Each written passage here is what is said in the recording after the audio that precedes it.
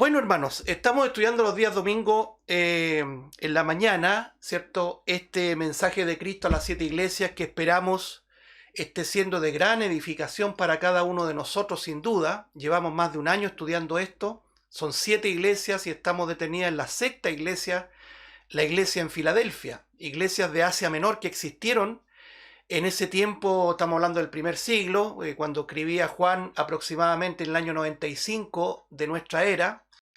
Y cada una de esas iglesias tenía una realidad en cuanto a la sociedad donde vivía, la situación de persecución, la situación de enemigos del Evangelio, como ya estuvimos hablando del judaísmo principalmente, pero también nos ha entregado una enseñanza respecto a la historia del cristianismo. Cuando uno lee estas 7 iglesias, sin duda ve un carácter, una representatividad en cada una de las etapas del cristianismo, desde que la iglesia nace el día de Pentecostés, hasta el término de sus días aquí en la tierra, que es el día del arrebatamiento de la iglesia, que creemos que puede ser en cualquier momento. Entonces, estamos estudiando ahora, centrados todavía en la iglesia en Filadelfia, que como lo hemos dicho, al igual que la iglesia en Esmirna, son las únicas 2 iglesias que no tienen ningún reproche de parte del Señor, ninguna crítica. Todas las demás tienen algunas cosas positivas, pero también tienen reprensión de parte del Señor, tienen censura de parte del Señor, crítica. Cuanto más la última iglesia, que esperemos que vamos a estudiarla muy pronto, que es la iglesia en la Odisea, la séptima iglesia, que prácticamente no tiene ningún reconocimiento. Todo es crítica a una iglesia y que precisamente tiene que ver con el carácter de la iglesia final, de la iglesia que estamos viendo, de la cristiandad arrogante que gobierna en nuestros días. Así que hemos estado detenidos acá, hermanos. Los invito a abrir sus Biblias en el capítulo número 3 de Apocalipsis, capítulo número 3 de Apocalipsis, versículo número 10. Estamos ahí en el número 10. Dice así el versículo número 10 del capítulo 3 de Apocalipsis: por cuanto has guardado la palabra de mi paciencia, yo también te guardaré de la hora de la prueba que ha de venir sobre el mundo entero, para probar a los que moran sobre la tierra. Que el Señor bendiga su palabra. Bueno, este versículo es bien contundente también, hermanos, como los anteriores, porque en la fidelidad de esta iglesia en Filadelfia, el Señor también extiende su gran fidelidad y su gran cuidado. Ahora, siempre debemos entender, hermanos, que la fidelidad posicional de Dios es inmutable, no cambia. Porque acuérdense que lo leíamos ahí en 2 Timoteo, aunque nosotros le fuéramos infieles, dice la Escritura, Él permanece fiel. Y le damos gracias a nuestro Dios porque es así en Cristo Jesús. Porque tú y yo siempre le somos infieles al Señor, pero Él mantiene, ¿cierto? Y no cambia, no hay variación de cambio, su gran fidelidad hacia nosotros. Pero esta iglesia Filadelfia tiene una gran enseñanza para nosotros porque era una iglesia muy fiel. Era una iglesia apegada a la palabra. Era una iglesia que no le importaba lo que era la infraestructura, no le importaba lo que era la institución, la organización, sino que lo que le importaba era ser fiel a la palabra y nunca jamás negar el nombre de nuestro Señor Jesucristo. Eso lo vimos en los versículos anteriores. Tanto así que el Señor, de alguna manera, lo vamos a decir así, la recompensa a esta iglesia, permitiendo que muchos que eran sacados de la sinagoga de Satanás llegaran a esta iglesia y reconocieran que el Señor había amado a esta iglesia. Nosotros vemos esto en la práctica, en la actualidad. Muchas personas que salen de los sistemas religiosos, de las religiones, incluyendo, y escúcheme bien, incluyendo la iglesia evangélica, que se ha transformado sin duda en una religión, muchos de aquellos que salen de ahí, y ciertamente cada uno de nosotros en algún momento estuvo inserto ahí, y podríamos decir en el alero, ¿cierto?, en la cúpula de la sinagoga de Satanás, en el sentido simbólico de acuerdo al texto acá, y todos aquellos que salen, que migran de ahí, lo hacen no por voluntad propia, sino lo veíamos en el versículo 9, dice, yo os entrego. Él es el que saca a esta gente y los lleva en un aspecto de humillación para reconocer cuán equivocados estaban y reconocer que el amor de Dios no estaba depositado en la institución, sino que en estas asambleas que realmente no tienen nada que exhibir en términos de infraestructura y de organización, pero sí en cuanto a la palabra de Dios. Porque ese es el verdadero sentido, ¿cierto?, de la iglesia de Cristo. Nunca debemos nosotros olvidar, amados hermanos, que hay una iglesia conforme al diseño de Dios, donde se estudia la palabra, se tiene comunión unos con otros, donde se parte el pan, donde se ora, donde se canta con alegría y sencillez de corazón. Y no tiene que ver con la cantidad, no tiene que ver con la megalomanía que hoy día, ¿no es cierto?, se pone en alto como éxito de la iglesia. Es lamentable, hermanos, porque se ha perdido el verdadero sentido de la iglesia local. Una vez estuvimos estudiando sistemáticamente lo que era la importancia de la iglesia local, carácter que ha ido siendo socavado por esta idea norteamericana que comienza ya hace varias décadas atrás, que es el movimiento de crecimiento de la iglesia y que muchos abrazaron, ¿no es cierto?, sobre texto de que la iglesia tiene que crecer y que el reino de Dios tiene que llegar a todos los confines del planeta, etcétera, etcétera. Y lo único que han hecho, ¿no es cierto?, es transformar este planeta en un planeta religioso y nada más que eso. Entonces nosotros vemos, hermanos, en Filadelfia una gran enseñanza. Una iglesia que en sí mismo no tenía fuerza. ¿Se acuerda que lo leíamos? Aunque tienes poca fuerza, le dice el Señor. Una iglesia débil, una iglesia dependiente del Señor. Una iglesia que no tenía cómo defenderse. Pero el Señor es el que sostiene esta iglesia verdadera. Y en Filadelfia están de alguna manera representadas todas las iglesias locales que tienen este mismo carácter. Que no les importa la institución, que no les importa mostrarnos, ¿cierto?, estos elefantes blancos gigantes que nos llenan más de orgullo que de honra al Señor. Pero, ¿qué le importa a esta iglesia? Le importa ser fiel a la palabra de Dios, le importa mantener en alto el nombre de nuestro Señor Jesucristo y todo que sea para su gloria. Ese es más o menos el contexto.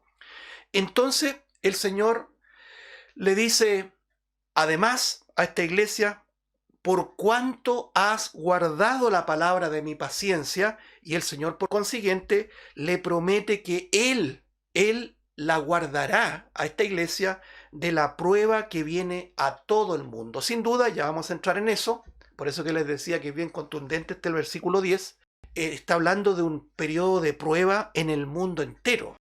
Si nosotros empezamos a hacer correlación, hay un solo término que habla de esta prueba que viene al mundo entero y tiene que ver con la gran tribulación. Este es uno de los pasajes más contundentes para comprender que la iglesia no pasará por la gran tribulación, sino que será sacada antes por la mano poderosa del Señor, por la fidelidad del Señor para con este pueblo espiritual que se llama la iglesia, que además, no podemos no dejar de mencionarlo, es la esposa de Cristo. Aquí el Señor le promete, y ya vamos a llegar ahí, pero es tremendo este pasaje que dice, yo también te he guardado de la hora. Esa palabra original de la hora significa fuera de. Es un prefijo, podríamos decir, griego, ek, que tiene que ver sacados. Es decir, yo te sacaré de la hora de la prueba. Ya vamos a comentar eso. Mientras tanto, hermanos, estamos analizando este punto que también es bastante fecundo, que es el tema de la paciencia. El Señor le dice a Filadelfia, porque has guardado la palabra de mi paciencia. La semana pasada yo les comentaba que esto también podría ser entendido como has guardado la consigna de aguantar con paciencia. La vida del cristianismo, la vida de la iglesia siempre ha sido una lucha en contra de adversidad.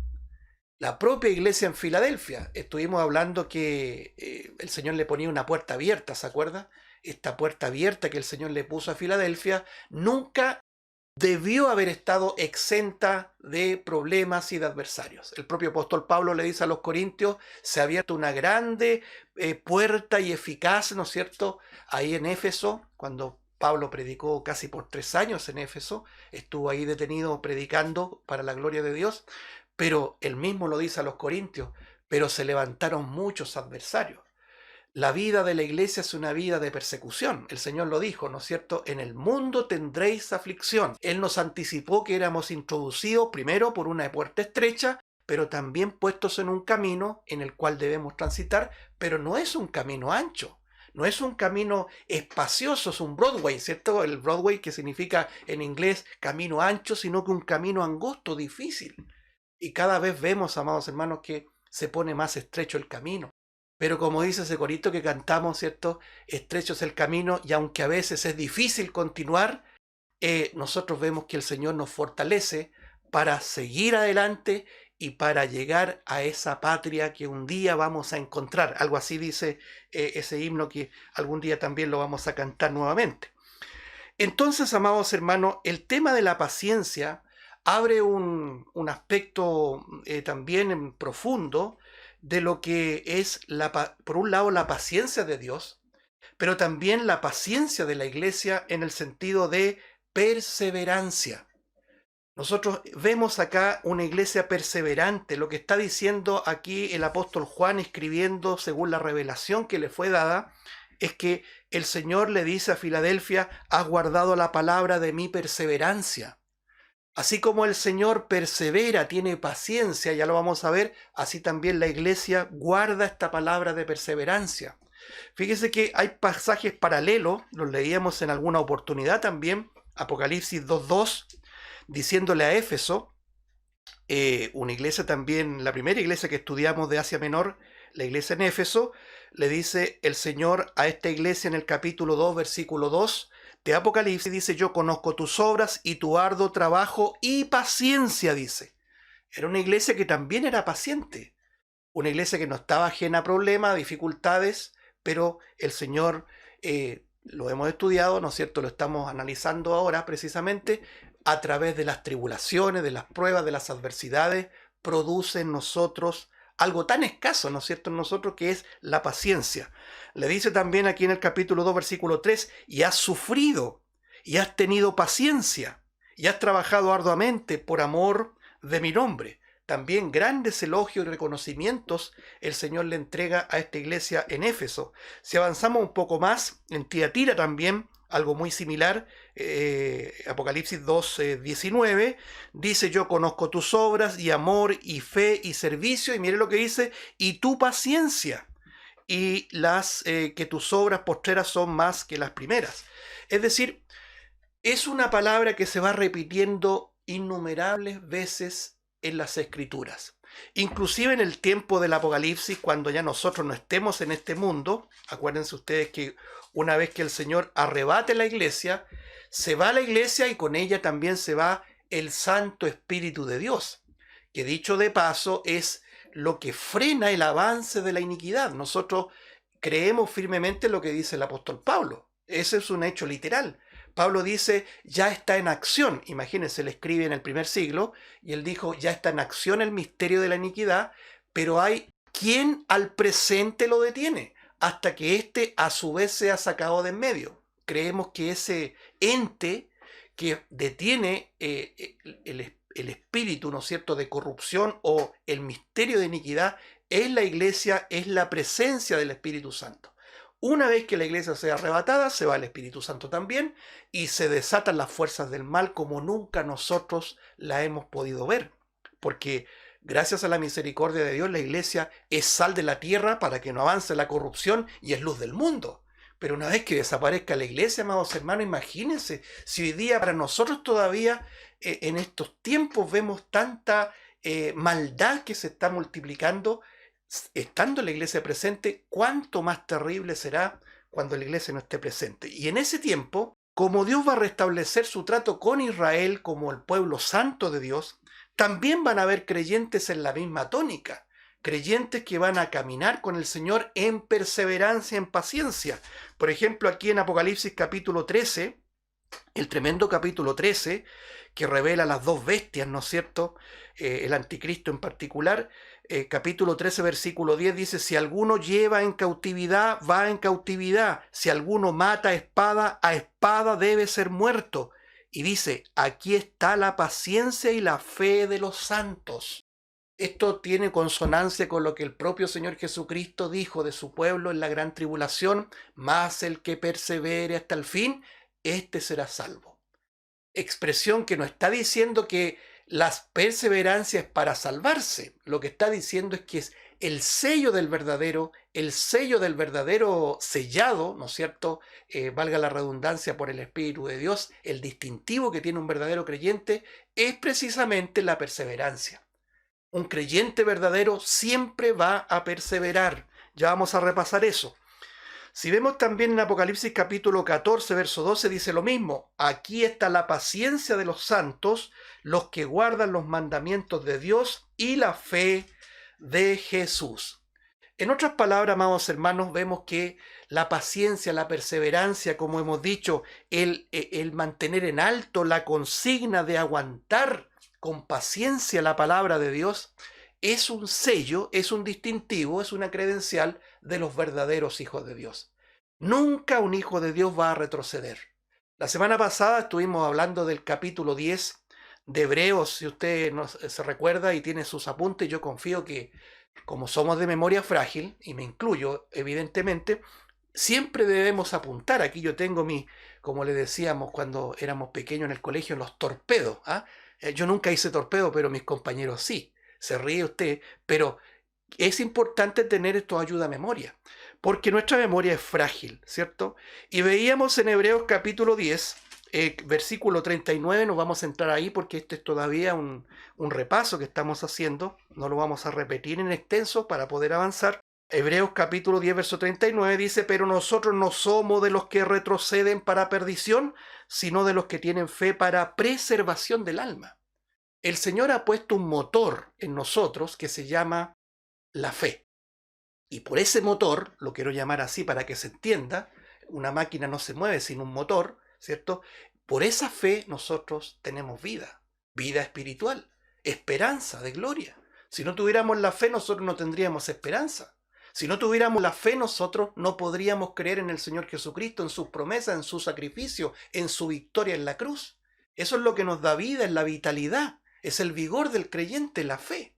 A nosotros hipotéticamente nos sacan la fe y nosotros no tenemos nada. Por lo tanto, con justa razón, ese pasaje se repite 4 veces en las Escrituras básicamente, ¿cierto? Habacuc, Romanos, Gálatas y en hebreo, más el justo por la fe vivirá. Y dice el texto del versículo 39 que nosotros, separa el grupo de ellos, ¿cierto? El nosotros es muy importante, el nosotros no significa nosotros como iglesia local, significa todos y cada uno de los que conforman la iglesia de Cristo por todos los confines del mundo. Todo ese grupo espiritual dice, no somos de los que retroceden para perdición. Este otro de los pasajes que anula la idea humanista, humana, ¿no es cierto?, de que la salvación se pierde. Que un creyente, siendo hijo de Dios, siendo sellado con el Espíritu Santo, pueda volver atrás y perderse, ¿no? Amados hermanos, esa doctrina no se sostiene en las Escrituras. Es cierto que hay 5, 6, 7, ponga usted 10 pasajes que aparentemente señalan que la salvación está por ahí tambaleando como loro en el alambre, pero la Biblia abunda en decirnos que la salvación es segura porque primero nace de Dios, se mantiene en Dios y se proyecta en una preservación divina, amados hermanos. Aquí el texto es sumamente claro. Nosotros no somos de los que retroceden, está hablando de los creyentes, retroceden para perdición. El creyente no retrocede para perderse, sino de los que tienen fe, ahí está el motor, para preservación, la preservación del alma.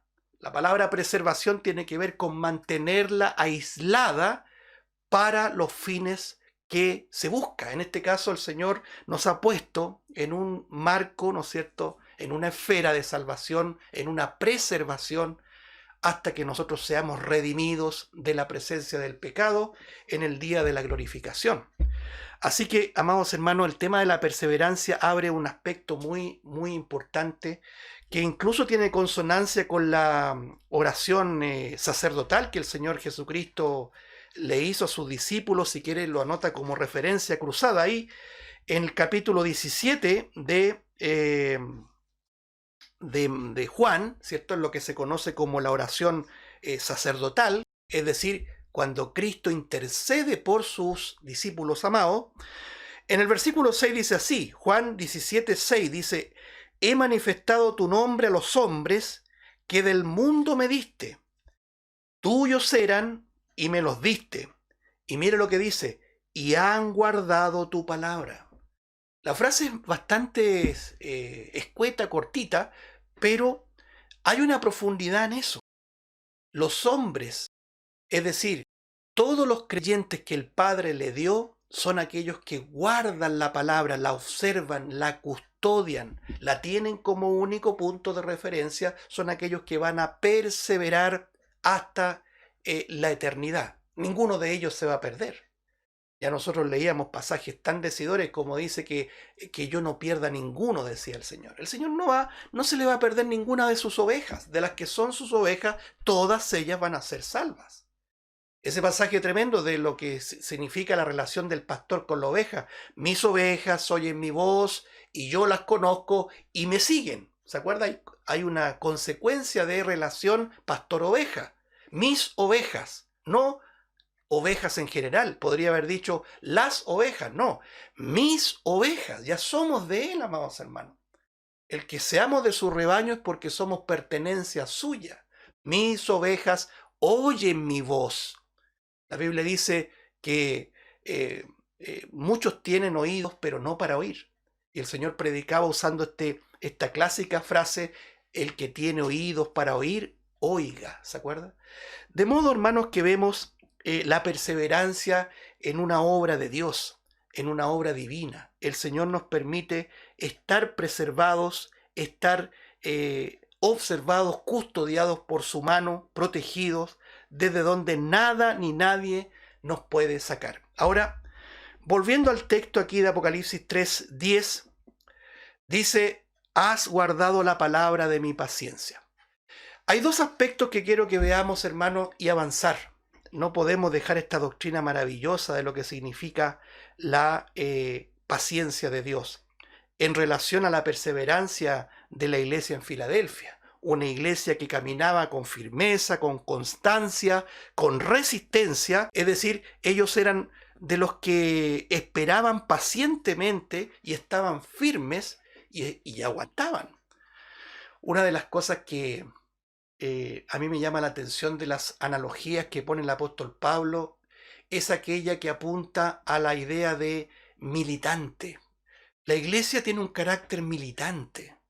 ¿Qué significa militante? Una iglesia que está incorporada en un batallón, en donde estamos frente a una verdadera batalla, un campo minado, donde la lucha no es cuerpo a cuerpo con seres humanos, la lucha es espiritual, la lucha es contra principados, contra potestades, contra gobernadores, dice, en las regiones celestes, huestes de maldad, así lo dice claramente ahí en Efesios capítulo 6, ¿cierto? El apóstol Pablo, versículo 10 en adelante. Por eso que hay un llamado primero a fortalecerse en el poder de su fuerza para poder resistir en el día malo y estar firmes.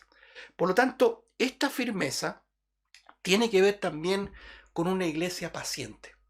Y permítame el primer paréntesis esta mañana quizás, es que hoy día la actual pandemia, como quieran llamarla, algunos la están llamando la plandemia, lo que sea, como sea, estamos viviendo una situación sin precedentes.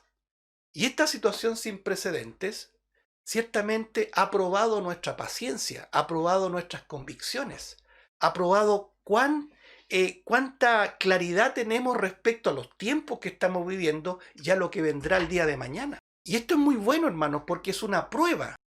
Así como hemos dicho, la tribulación produce paciencia, la paciencia prueba y la prueba esperanza. Nosotros ahora estamos siendo probados.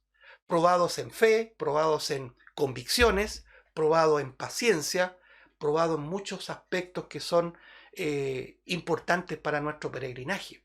Pero vemos lamentablemente que hay varios que están perdiendo la paciencia, que están perdiendo la cordura y se están comportando muchas veces como hombres, ¿no es cierto?, naturales que buscan aspectos políticos naturales para solucionar los problemas.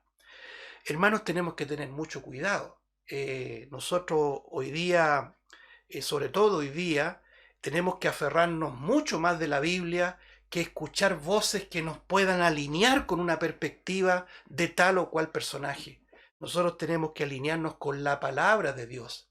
Y toda persona, partiendo específicamente de los líderes, tienen que aferrarse a la palabra de Dios en estos tiempos de mucha tribulación. Tribulación significa, ¿cierto?, en cuando usted no haya que hacer. Está tan confundido que no haya que hacer.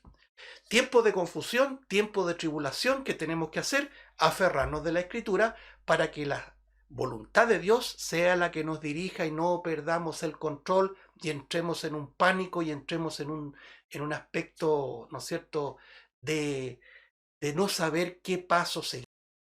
El día jueves estuvimos hablando un poco de la voluntad permisiva de Dios. Y ya vamos a hablar también el día jueves sobre lo que pasó con Abraham cuando hubo hambre en la tierra. La perspectiva del llamado de Abraham era muy claro, ir a la tierra prometida, que el Señor le dijo, vete de tu tierra y tu parentela y vete a la tierra que yo te daré. Pero en ese transcurso, en ese peregrinaje, tan igual como nuestro peregrinaje, hay pruebas. Y la fe se prueba. La fe, como el oro en el crisol, es refinada con pruebas. Y vino hambre en la tierra. ¿Qué hizo Abraham? En lugar de mirar hacia arriba, miró hacia abajo. Ahí lo vamos a ver, es que todo tiene consonancia, todo tiene armonía, hermano. Hoy día estamos en una prueba. Y en lugar de mirar en sentido horizontal, debemos mirar hacia arriba, amados hermanos, si el Señor no se le ha escapado nada de lo que está pasando. Entonces, este tema es muy pertinente para que podamos cultivar la legítima paciencia. Si no tenemos prueba, si no tenemos tribulación, no hay paciencia. Así de claro. Entonces, la semana pasada abrimos un punto también respecto a esto. Primero, sobre la paciencia que nos revela las Escrituras. Romanos 15, 1 al 5, leíamos que las Escrituras nos fueron dadas para nuestra enseñanza, a fin de que por la paciencia y la consolación podamos nosotros tener esperanza y tenemos claridad de lo que la Biblia nos enseña. Dos aspectos que nos entrega la Biblia. Primero, enseñanza, para no cometer errores que nuestros hermanos de antaño cometieron. Y si aún así cometemos los mismos errores por nuestra propia inconsistencia, hay consolación. Las Escrituras nos consuelan porque hay suficiente gracia para perdonarnos siempre y cuando nosotros reconozcamos, confesemos nuestros pecados y nos humillemos delante de Dios diciéndole, Señor, he pecado contra el cielo y contra ti. Pero también hay otro elemento que está implícito ahí, lo menciona Pablo, que tiene que ver con la paciencia de las Escrituras. Toda la Escritura abunda en este concepto de paciencia. Lo hemos estado abordando. Es bastante extenso, hermano. Yo no quisiera acelerarlo. Y valga la redundancia, le voy a pedir paciencia, hermano. Quizás el tema de la gran tribulación que viene a continuación, quizás es mucho más atractivo. Hablemos de eso, porque ahí sale el anticristo y todo. Mucha gente le gusta eso y es bueno saberlo. Y uno se anima muchas veces de estudiar lo que vendrá, porque uno dice, gracias Señor, porque nos has librado de lo que viene. No solamente del infierno, sino que también de un tiempo de profunda oscuridad que viene, que se va a desatar de juicio en este mundo. Pero mira, quiero que observemos unos pasajes así a modo de devocional respecto a la paciencia de Dios. Mire lo que dice el salmista aquí, el Salmo 42, y que lo cantamos también, tenemos un corito muy bello. De alguna manera es musicalizar este Salmo 42. Dice el Salmo 42, versículo 1 al 5. Primero, como el ciervo brama por las corrientes de las aguas, así clama por ti, oh Dios, el alma mía. Mi alma tiene sed de Dios, del Dios vivo. Mire esta pregunta. ¿Cuándo vendré y me presentaré delante de Dios? Fueron mis lágrimas mi pan de día y de noche, mientras me dicen todos los días, ¿dónde está tu Dios? Me acuerdo de estas cosas y derramo mi alma dentro de mí, de cómo yo fui con la multitud y la conduje hasta la casa de Dios, entre voces de alegría y de alabanza del pueblo en fiesta. ¿Por qué te abates, oh alma mía, y te turbas dentro de mí? Espera, ahí está, espera en Dios, porque aún he de alabarle, salvación mía y Dios mío. A modo de devocional lo decía, hermano. Estamos estudiando lo que es la iglesia en Filadelfia y el Señor le dice, has guardado la palabra de mi paciencia. Este salmo aporta eso, nos fortalece nuestra fe. El salmista usa un animal en particular que es el ciervo que brama. No sé si usted ha escuchado el bramido del ciervo. Cuando usted escucha el bramido del ciervo, y usted ahora mismo, después que termine la reunión, lo puede poner ahí en YouTube y buscar cómo brama el ciervo, es un verdadero sollozo, es un lamento, es un clamor lleno de tristeza. El creyente muchas veces clama al Señor llorando. porque nosotros queremos ser saciados de nuestra necesidad espiritual. Aquí dice, como el ciervo brama por las corrientes de las aguas, en una expresión de meditación profunda. Yo insisto en esto, amados hermanos, lo digo en primera persona. Cristianismo no es teología vacía, hermanos. Teología vacía nos llena la cabeza de conocimiento y nos enfría el corazón. Pero lo que tenemos que nosotros es vivir a Cristo. Aquí dice, si el salmista pone el ejemplo propicio, ciertamente guiado por el Espíritu de Dios, pero en sí mismo está en una meditación profunda, en una contemplación de la palabra de Dios en la vida práctica. Dice, así clama por ti, oh Dios, el alma mía. Nuestra alma clama por el Señor. Muchas veces nosotros decimos, hermanos, hemos vivido hace poco la triste partida de uno de nuestros camaradas. Le decía a un hermano que hablé en la semana, se nos fue uno de los nuestros, de nuestras filas de la milicia de Cristo se nos fue. Pero sabemos que ahora está mejor, está con nuestro capitán. Y cuando venga el Señor y nos arrebate, nos vamos a encontrar primeramente con el Señor ciertamente, y lo vamos a ver también a nuestro amado hermano Nelson ahí, resucitado y glorificado, hermano. Pero hay un pesar humano de todo lo que nosotros vivimos en este mundo, las injusticias, la explotación, la falta de equidad, la inmoralidad. Todo va de mal en peor, amados hermanos, y esa es la realidad. Y como tal, como peregrinos, queremos llegar a nuestra patria final. Y en ese tránsito bramamos como el ciervo, en un lamento, en un sollozo, en una verdadera oración como una endecha, hermano, de tristeza. Clamamos por Dios. Y hay una necesidad de saciedad. Es como cuando usted tiene tanta sed que lo único que quiere es beber abundante agua. Pero tiene un elemento importante acá este salmo que algunos hermanos saben, este es uno de mis salmos preferidos. Dice, ¿cuándo vendré? Es una expresión de paciencia. ¿Cuándo vendré y me presentaré delante de Dios? Tú tienes, amado hermano, amada hermana, por tardanza la venida del Señor. Fíjese que la Biblia nos habla en consonancia con este tema de la paciencia. La iglesia de Cristo debe ser paciente. Nunca debe considerar la venida de Cristo como tardanza. El mal siervo es el que dice, mi Señor tarda en venir. La mala iglesia es la que dice, no hablemos de la venida de Cristo porque es un tema que ya pasó, es un tema que no importa hoy día. Debemos nosotros volver a esto, a tener esta paciencia y esperando, cual siervo bramando por las corrientes de las aguas, también el anhelo de presentarnos delante de Dios. ¿Cuándo vendré y me presentaré delante de Dios? Y aquí viene un aspecto de lágrimas, de quebranto, amados hermanos. La vida del creyente debe ir acompañada del quebranto. El quebranto por el pecado propio, el quebranto por el pecado del pueblo, por el pecado del mundo, por la ansia de estar en una esfera ya total y absolutamente distinta. Pero aquí viene el llamado del Espíritu Santo, porque obviamente tenemos los enemigos que siempre nos dicen, ¿dónde está tu Dios? También está la voz del incrédulo, la voz de la circunstancia que prueba la fe, ¿dónde está tu Dios? Y después dice en el versículo 5, ¿por qué te abates, oh alma mía, y te turbas dentro de mí? Espera en Dios, porque aún he de alabarle, salvación mía y Dios mío. Elemento de paciencia, hermano, elemento de paciencia. Espera en Dios. No hagamos nada, espera en Dios.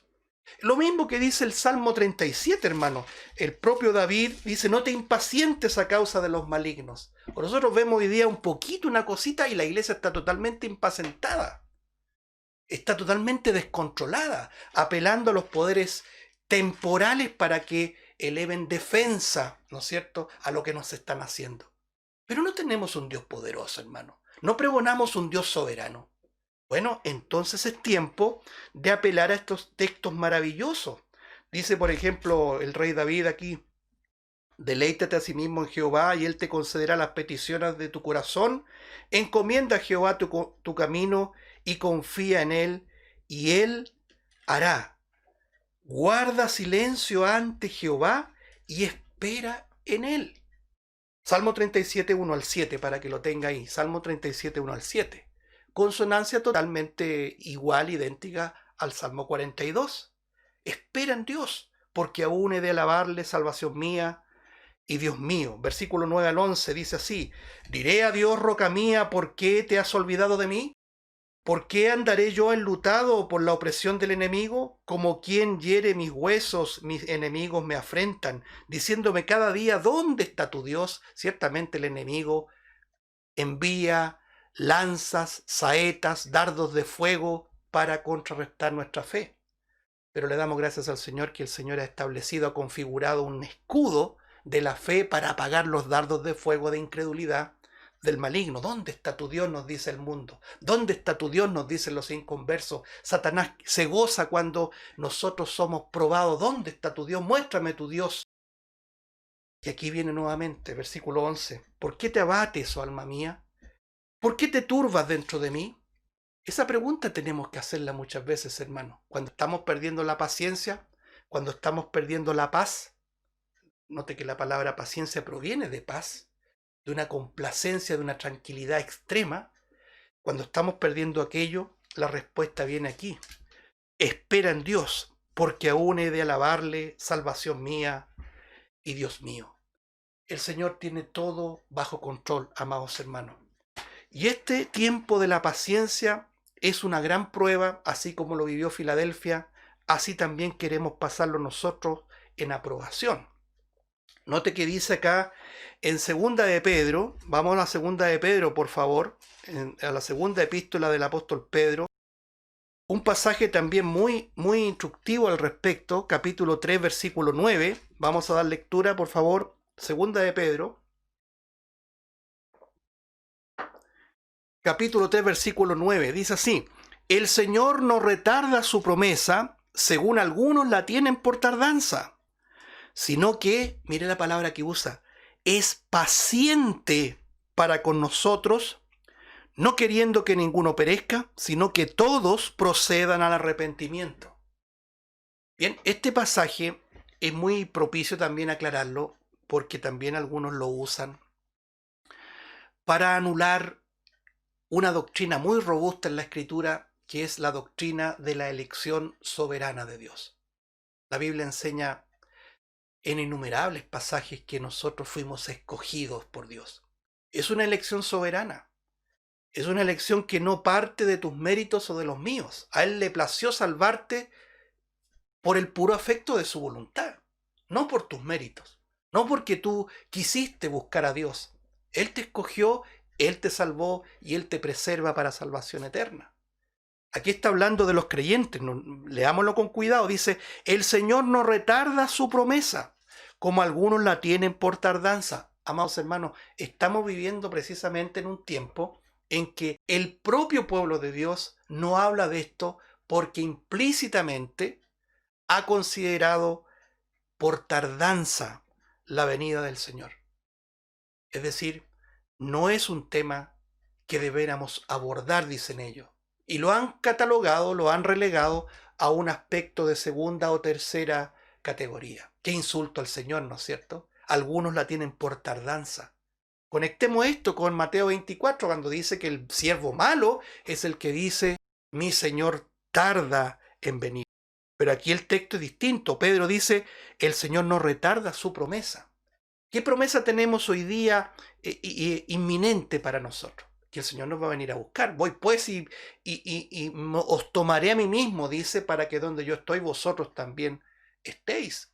Dice el Señor, voy pues, erkomai en griego, estoy yendo, ya Él viene de vuelta, amados, para que nosotros no estemos arraigados en este mundo. Nos acordábamos el jueves de un Lot que se fue a vivir a Sodoma, arraigado en lo profundo ahí de la sociedad sodomita, industrializada, comercial, ¿no es cierto? Plantaba, edificaba, etc. Nosotros debemos estar prestos ya para partir con el Señor. En cualquier momento nos vamos. Él no retarda su promesa, pero algunos la tienen por tardanza. ¿Y por qué ha pasado todo este tiempo? Aquí lo dice, porque el Señor ha sido paciente para con quién. Yo quiero que usted mismo lo descubra en el texto. Voy a leerlo de nuevo. El Señor no retarda su promesa, sino, según algunos lo tienen por tardanza, sino que es paciente. ¿Para quiénes? ¿Para con quiénes? Aquí lo dice el texto. Es paciente para con nosotros. No dice el mundo. No dice el hombre incrédulo. Dice para con nosotros. El grupo de nosotros, el grupo de los creyentes. Ahora mismo, amados hermanos, hay personas que van a ser salvos que están aquí afuera. No sabemos quiénes son los escogidos. Por eso que la Escritura también nos enseña que debemos predicar el Evangelio a toda criatura, porque el Señor va a llamar a los suyos por la predicación del Evangelio. Y Él ha sido paciente para con este grupo de salvos. Aquí lo dice, para con nosotros, no queriendo que ninguno perezca. Él no quiere que ninguno de los suyos se pierda. Si eso es una enseñanza clara del Señor Jesucristo. Todos los que me diste, yo no pierda ninguno, sino que todos procedan al arrepentimiento. Esa palabra todos no está hablando de la universalidad del mundo, está hablando de todos los de nosotros, los del grupo de los salvos. Es un tema que podríamos abordarlo de manera particular, pero quiero centrarme ahora en la palabra especial que aparece en el versículo 9, que es la palabra paciente. Dios ha extendido su paciencia para salvarnos. Fíjese usted, hermano, que no solamente su amor, su misericordia, su gracia nos ha salvado y su fidelidad nos mantiene en comunión con Él en Cristo Jesús, sino que también, como lo decía la semana pasada, este atributo divino que se llama paciencia o longanimidad. Leamos lo que dice aquí en el capítulo de Romanos 3. Mire, vamos a dar lectura a estos, a dos capítulos o dos textos más y seguimos avanzando. Romanos capítulo 3, versículo 23 en adelante, dice lo siguiente, ponga atención, mire, Romanos 3:23, un texto muy conocido por nosotros, dice, por cuanto todos pecaron y están destituidos de la gloria de Dios.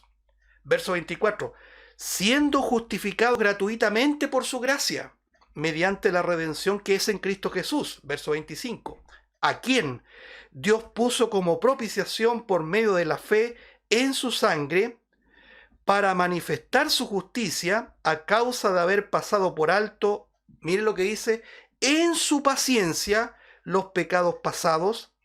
Verso 26, con la mira de manifestar en este tiempo su justicia a fin de que Él sea el justo y el que justifica al que es de la fe de Jesús. Verso 27. ¿Dónde pues, esta es la conclusión, está la jactancia? Queda excluida. ¿Por cuál ley? ¿Por la de las obras? No, sino por la ley de la fe. Bueno, este es un pasaje que tiene mucha profundidad que amerita verlo de manera detallada y lenta. Pero como nuestro tema es la paciencia de Dios, vamos a centrarnos en el versículo 25, donde el sujeto, el centro de la obra de redención es Cristo Jesús, en quien, dice, Dios puso como propiciación. Dios puso a Cristo como propiciación. ¿Por qué propiciación? Porque la palabra propiciación significa aplacar la santa de Dios. La Biblia enseña de que uno de los atributos esenciales de Dios también es su justicia. Y su justicia demanda la muerte del pecador. Si nosotros transitáramos hipotéticamente exclusivamente por la justicia de Dios, ninguno de nosotros pudiera ser salvo. La justicia nos condena. La justicia de Dios es implacable. El juez, Dios como juez es un juez justo y que no pasará por alto el pecado. Pero asoma una persona sin igual que se llama Jesucristo, nuestro amado Salvador, que es aquel que ejecuta esta propiciación, es decir, el Dios Santo que no tolera el pecado, que odia al pecador y que odia el pecado, aparece un mediador que se llama Jesucristo propiciando para aplacar la ira santa de Dios y, como dice aquí, por medio de la fe en su sangre para manifestar su justicia a causa de haber pasado por alto, dice, en su paciencia los pecados pasados. En otras palabras, hermanos, todos nuestros pecados que nos hacían merecedores de la condenación. Todas esas carpetas enormes, hermanos, de nuestras obras que nos hacían acreedores del infierno, el Señor las pasó por alto. Pero esto no es un concepto de justicia corrupta, es decir, no fue un perdonazo. Alguien propició para que eso ocurriera. Ahí está nuestro Señor Jesucristo. Ahí está nuestro Señor Jesucristo propiciando, aplacando la ira de del justo carácter de Dios, para que nuestros pecados pasaran por alto en su paciencia. Y asoma esta palabra paciencia, esta palabra perseverancia. De no existir paciencia de Dios, nosotros ya hubiésemos sido fulminados por Dios, consumidos, como dice el profeta Jeremías, consumidos por Dios. Él ha tenido mucha paciencia con nosotros, hermano. Él ha tenido mucha paciencia con este mundo que blasfema el nombre de Dios. La otra vez veía unas imágenes donde estas multitudinarias protestas de liberación, ¿no es cierto?, de corrupción moral, sexual, degeneramiento, tomaban Biblias y las arrancaban las hojas con un odio a la palabra de Dios. Dios ha pasado por alto eso en su paciencia. Si no, toda esta humanidad hubiese sido consumida por el fuego. Por eso que no era menor meditar, comentar, reflexionar en lo que significa este atributo de Dios que es su paciencia. Mire, podríamos detenernos mucho rato ahí, hermanos, pero avancemos un poco. Mire, Romanos 9, ahí mismo en Romanos capítulo 9, otro pasaje que en alguna oportunidad lo estudiamos, versículo 22.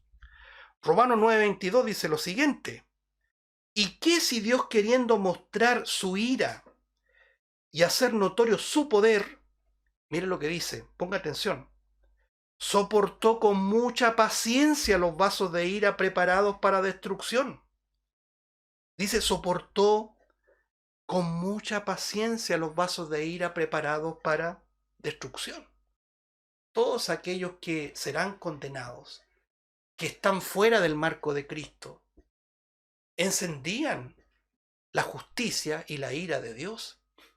Hay un profeta menor, creo que es Nahum, no recuerdo en este minuto, pero que habla de una manera tan exacta lo que significa lo furibundo. Esa es la palabra más precisa. Dios se enfurece con el pecado, pero en Cristo Jesús su ira es aplacada, porque la ofrenda del Hijo, ¿sabe lo que produce? ¿Sabe lo que exhala? Un grato aroma, un aroma grato al Padre, y que yo lo digo en un aspecto muy de antropomorfismo de Dios, es decir, Dios toma la forma de hombre al respirar la fragancia de Cristo, tanto así que su ira es aplacada en la paciencia de Dios. Y Dios sigue esperando.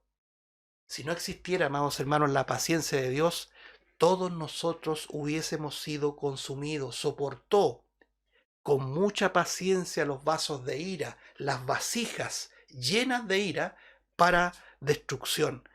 Entonces nosotros vamos viendo, amados hermanos, este atributo que nunca debemos olvidar en este marco que estamos estudiando de Filadelfia, que esta iglesia guardó la palabra de su paciencia.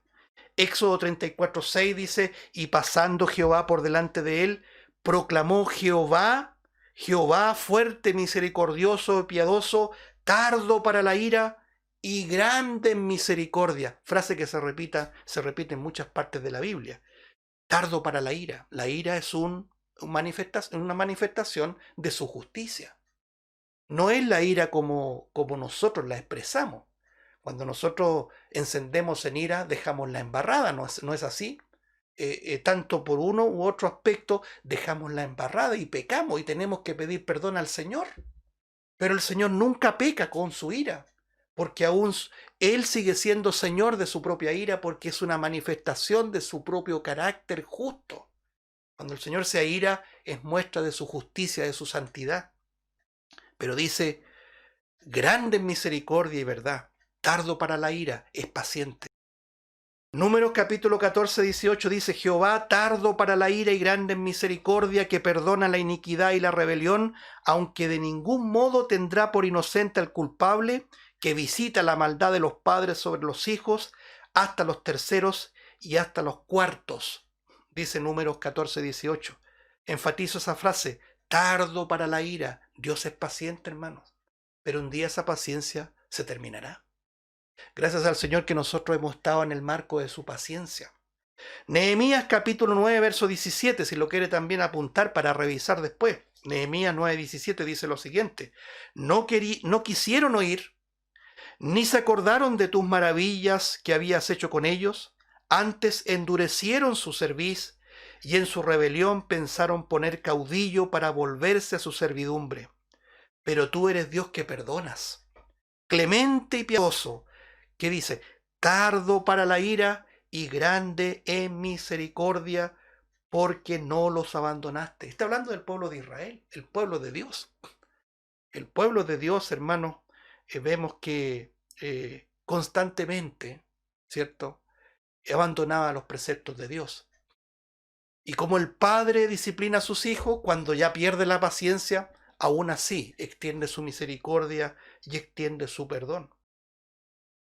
Salmo 86:15. Mas tú, Señor, misericordioso y clemente, lento para la ira y grande en misericordia y verdad. Lento para la ira, es paciente. Tiene un carácter de longanimidad, esa palabra también maravillosa que aparece en las Escrituras, longanimidad, un largo ánimo, paciente con nosotros. Salmo 103, versículo 8, misericordioso y clemente Jehová, lento para la ira y grande en misericordia. Estas palabras no están para pasarlas por alto, sino para meditarlas. Lento para la ira es paciente, persevera, porque sus planes se lleven a cabo. Salmo 145:8, clemente y misericordioso es Jehová, lento para la ira y grande en misericordia. Nuevamente las mismas expresiones. Nahum capítulo 1 versículo 3, Jehová es tardo para la ira y grande en poder, y no tendrá por inocente al culpable. Jehová marcha en la tempestad y en el torbellino, y las nubes son el polvo de sus pies. Nuevamente una alusión a su carácter paciente, de longanimidad, tardo para la ira.